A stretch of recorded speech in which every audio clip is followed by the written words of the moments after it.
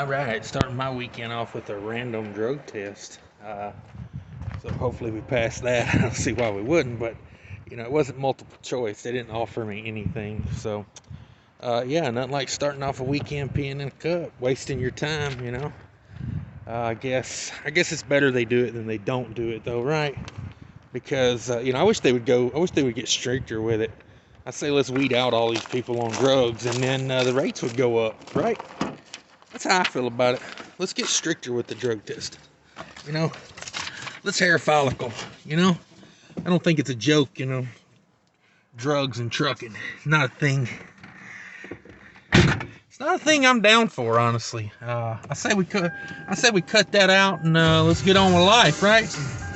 Hey, I'll check back when you want to get to the truck. Well, we're kicking it here. Friday afternoon. Got the random drug test taken care of. Picking up a load here.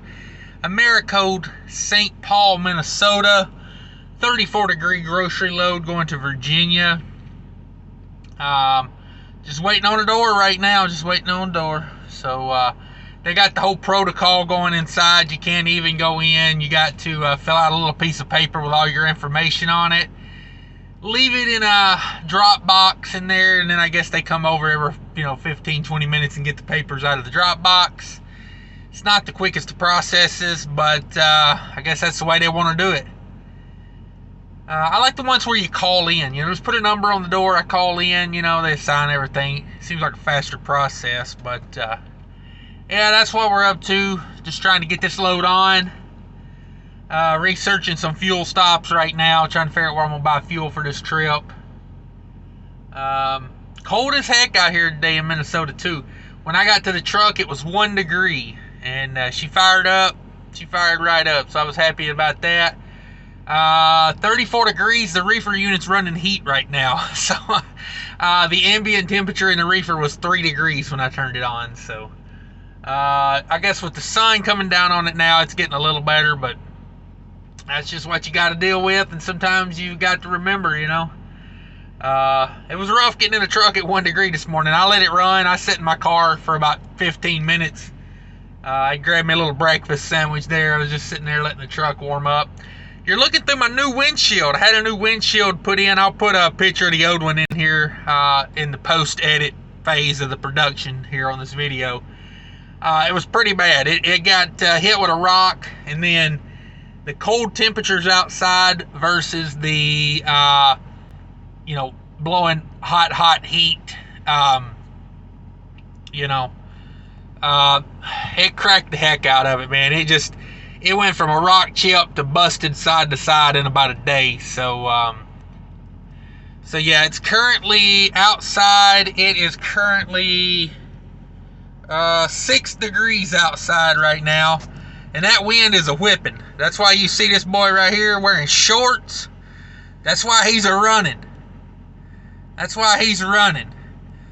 He drives for Bay and Bay. And yeah, he's running. Because you see everybody else, coats, hats, like their mama taught them something when they were younger.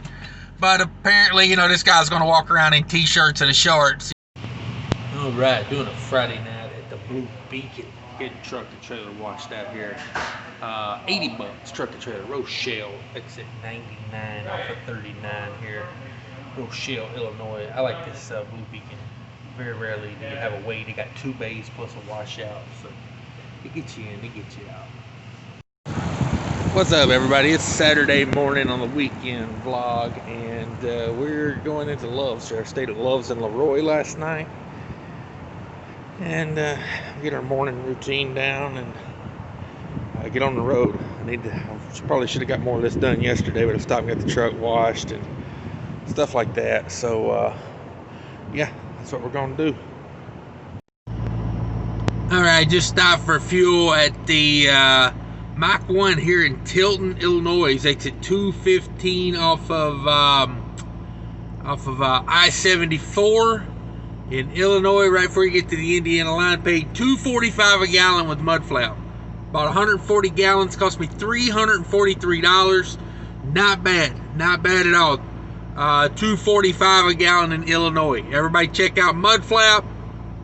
Got some really good discounts on there. Compare it to your current fuel card. You'll find they got some real good discounts. But yeah, that's it, guys. We'll catch you on the road. All right, it's Sunday morning. Had an 8 a.m. appointment in Mount Crawford, Virginia. We have made it here. Been in the door about, I don't know, 20 minutes. Ain't really done nothing to us. Put us in the door right away, though. Showed up I was about 20 minutes early on my appointment time. They put us straight to a door. So yeah, it's a little bit after my appointment time now, but we're in a door.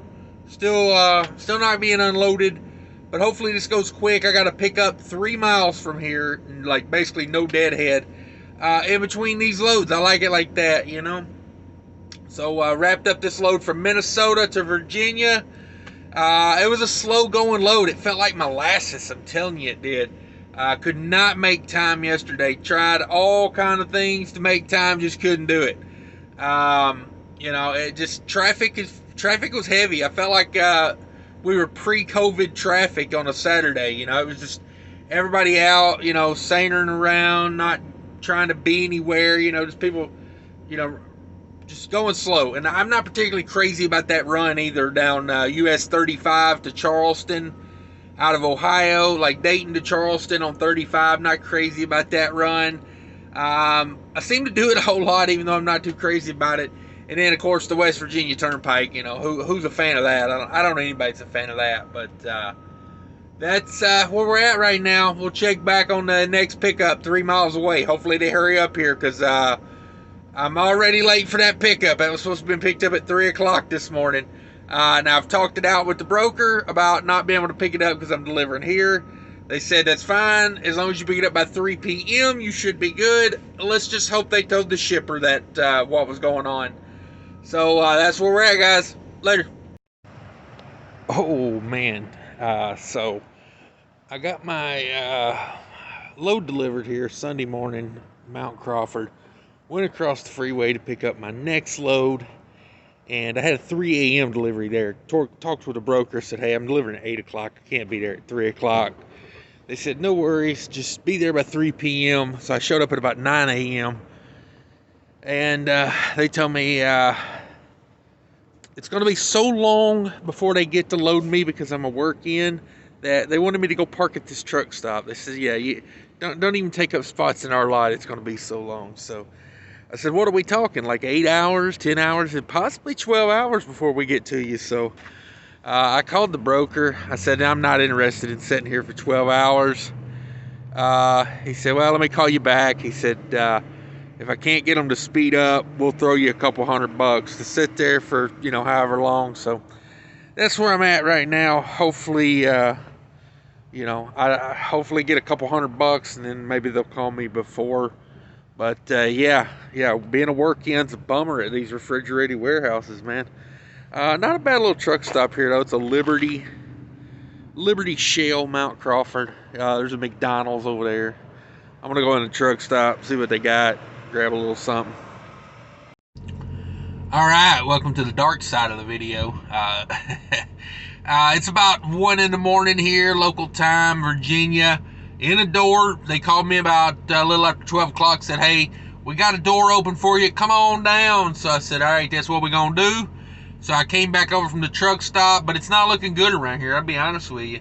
The truck next to me, John Krishner Trucking, he's got his curtains pulled. He's been here for a minute. I seen a truck down there. He was down there when I checked in earlier. Like, I checked in at around 9 o'clock earlier, so about a 15-hour wait we've had going here. He was checking in when I checked in earlier, so yeah, I mean, that's where we're at right now. It's not fun, you know. I took this load. I assumed the broker knew what he meant when he said, you know, as long as you're there by like 3 p.m., you should be good.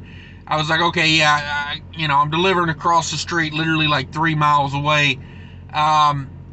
So I'm delivering across the freeway at, you know, 8 o'clock. I'm going to be there as soon as I can. got that load in there, got her delivered, got over here about 9:30, somewhere in there. They said, hey, go to the truck stop. We ain't even got room for you to park over here. We're so far behind. And, they call me back 15 hours later. I'm documenting all the time. I'm going to hit them up for detention. The broker said he probably could put money on it, but they didn't give me no guarantee. So I don't like that. But sometimes, it's where we're at. It's where we're at. I kind of looked at it like, this load's going back to where I need to be. Because if not, I would just said, hey, it's your load. You deal with it, things didn't work out like we planned. But I stuck with it, and I'm kind of paying for it now. All right, they finally got me loaded about 3 o'clock in the morning. They called me for the paperwork, so got loaded. That's good. It's now about 4:30 in the morning. I've ran over to Virginia. I'm at Love's, and probably gonna hang out here for a minute. Probably gonna take me like an hour and a half, 2-hour nap, because I'm gonna let the sun come up. A lot of deer out right now through here, so I don't know part of that. Seeing a lot of deer all along the roadside. So I'm gonna wait, let the sun come up, put the deer in their place, put them back in the woods, and get on the road. Take a nap, probably hour and a half, 2 hour, get back on the road. So that's the weekend, guys. Start to finish, Friday to Monday. That's what we did.